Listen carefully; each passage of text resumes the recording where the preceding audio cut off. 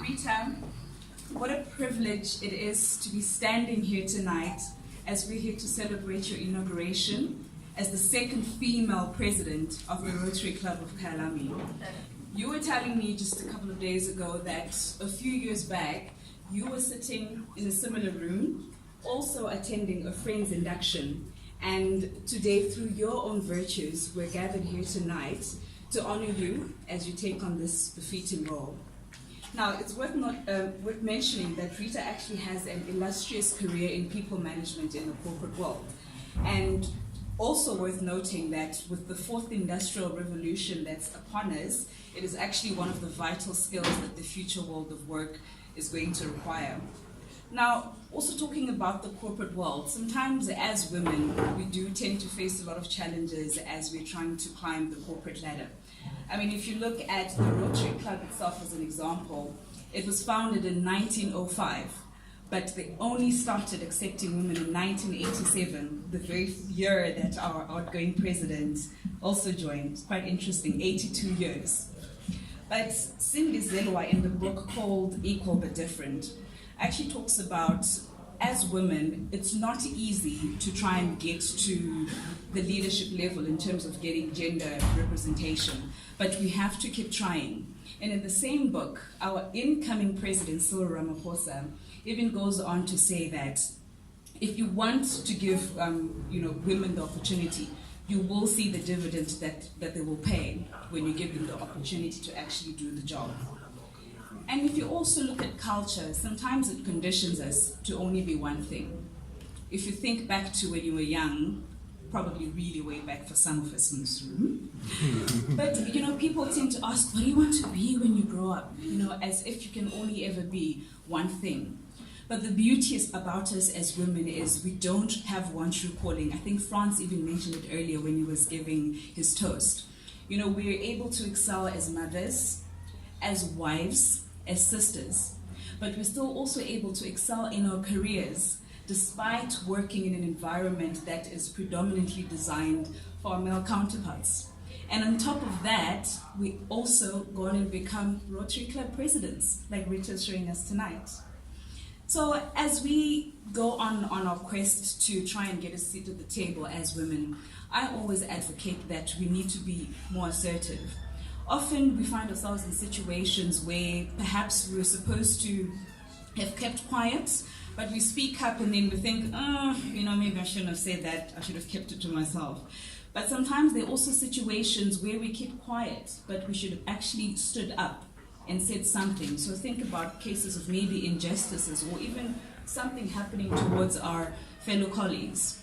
So what I applaud some of the women in the room tonight is to learn to have to expand our range, to have the ability to know when to speak up, but not to be seen as coming off as too strong, but also have the ability to keep quiet and not be seen as too weak. In the book, Nice Girls Don't Get the Corner Office, Louis Frankel actually says that we need to stop asking for permission. We should just be able to inform others of our intentions. I think that's quite strong. If you look around, mostly in our work environments, men tend to just come and tell you what they're going to do. They normally never ask for permission, so maybe that's something we should also be considering. Let's talk about gender pay disparity. Quite a contentious topic. But as women, we need to know our worth. There's a TED Talk speaker and pricing consultant called Casey Brown, and she says that no one will pay you what you're worth, but what they think you're worth. And guess what? We actually have the ability to control what people think about us. And in the same sense, we should be able to then define our value, communicate it to those people, as well as then have the opportunity to earn that which we're worth. And then also to think about underpricing ourselves. A lot of the time we use minimizing words. No, it was nothing, it's just something small. And it actually ends up diminishing the importance of our achievements. But again, if you look at our male counterparts, they're quick to toot their horns any chance they're given whenever they have accomplishments. So I think ladies in the room, this is another page that we could still in their book. Now, in the pursuit of gender representation at leadership level, sometimes it might seem like it's an impossible task. I mean, if you think of everything that was impossible at some point, someone eventually did it. If you look at the human kind, if you look at us, we managed to send men to the moon, and now our very own Elon Musk is planning to send men to Mars. In a book I was reading a while back called Ant and the Elephant, there's a concept that they speak of, it's called drops in the bucket. So now imagine you all have a bucket that's got clear water, and the aim is to turn that water blue. But then there's only one rule. You can only put in 1 drop of dye a day. It's going to be a lot of work, right? But the point is, if you keep on doing small incremental changes, eventually that water will turn blue. So it speaks to the same concept of trying to do something that is seemingly impossible. If you keep at it, if you keep steadfast, keep persevering, eventually you will manage to accomplish that goal. And this speaks to the women of the 21st century as well, as they were in their pursuit to join the Rotary Club.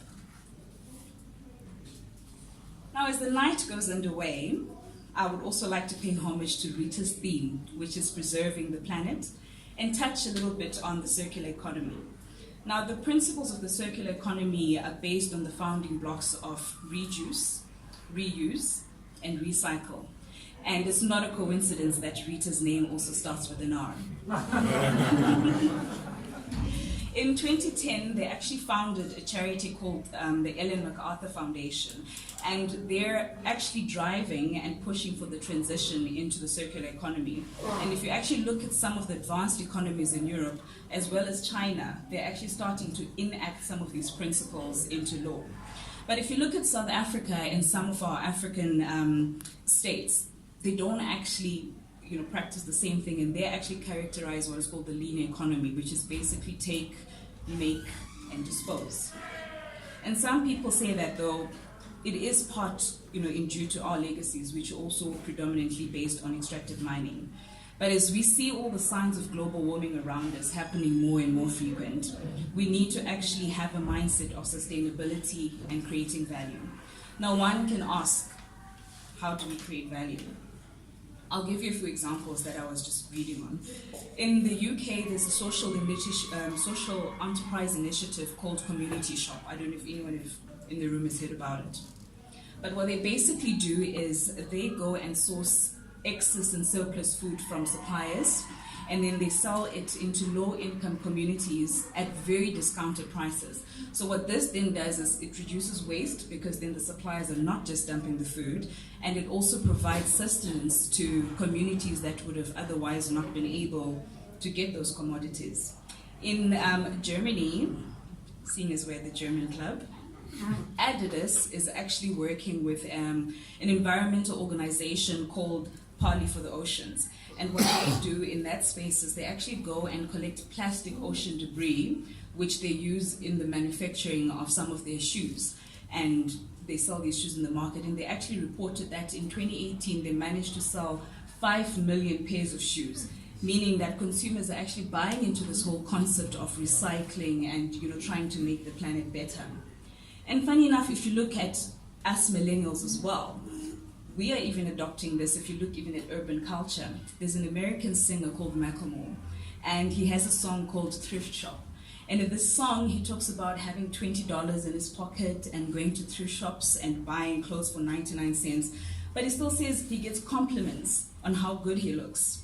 So, ladies and gentlemen, before I sit down tonight, I would like to ask you, as you go home, how are you going to embrace the circular economy? Now, I'll share with you what I'm planning on doing. If I can't afford a pair of those Adidas shoes, I'm definitely going to be paying a visit to some thrift shops. So if you do see me walking around in secondhand clothes, just know that I'm not thrifty, I'm environmentally friendly. Thank you.